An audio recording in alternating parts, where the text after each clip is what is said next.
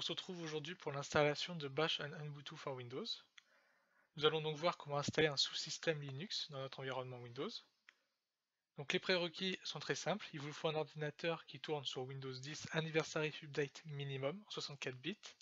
Donc pour vérifier cela, rien de plus simple, il suffit d'aller dans les paramètres, système, information système.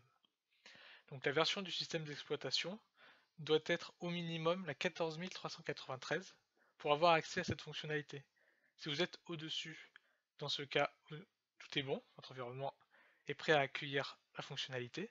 Si vous êtes en dessous, cependant, il vous faudra mettre à jour votre système d'exploitation. Donc maintenant, nous allons activer le mode développeur, qui se trouve dans Mise à jour et sécurité, pour les développeurs. Donc je vous invite à sélectionner cette case, mode développeur.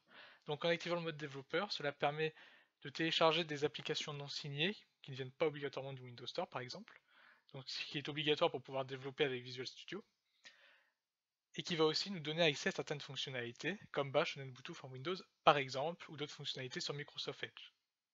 Alors, une fois que vous avez coché cette case, il y a des chances que Windows Update vous lance une mise à jour, donc je vous invite à la faire, et il y aura peut-être par la suite un redémarrage système. Donc, une fois que cette case est sélectionnée et que votre système est prêt pour le développement, il suffit d'activer la fonctionnalité. Donc pour cela, activer ou désactiver les fonctionnalités Windows. Donc lancer cette application. Windows va rechercher les fonctionnalités disponibles par rapport à votre système d'exploitation. Donc après, il faut rechercher dans cette liste sous-système Windows pour Linux, bêta. Donc je vous invite à cocher cette case et appuyer sur OK. Donc là, il y a Windows qui va chercher les fichiers requis pour l'installation. Cela peut prendre un certain moment, plus ou moins rapidement, ça dépend du système. Et par la suite, il vous demandera de redémarrer. Donc je vous invite à redémarrer et on se retrouve après. Maintenant que vous avez redémarré votre ordinateur, il suffit d'ouvrir l'invité de commande, donc CMD, et de taper la commande bash.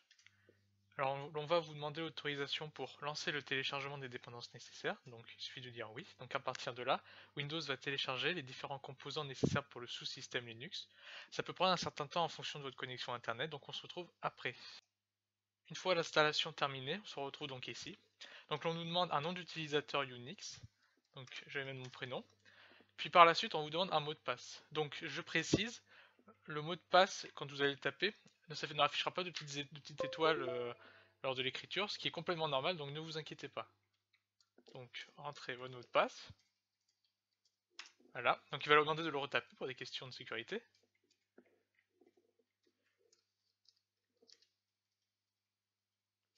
Puis faites entrer. Donc votre système a été initialisé, l'environnement va démarrer, donc tout est bon. Donc maintenant il suffit de mettre à jour les packages. Donc pour ça, rien de plus simple, sudo apt-get update. Donc on vous demande le mot de passe car on a lancé la commande en sudo, donc sudo c'est un administrateur. Donc 2K.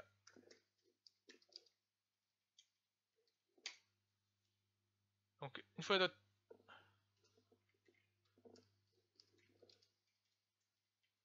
Je suis trompé. Voilà. Donc une fois votre mot de passe, votre bon mot de passe tapé.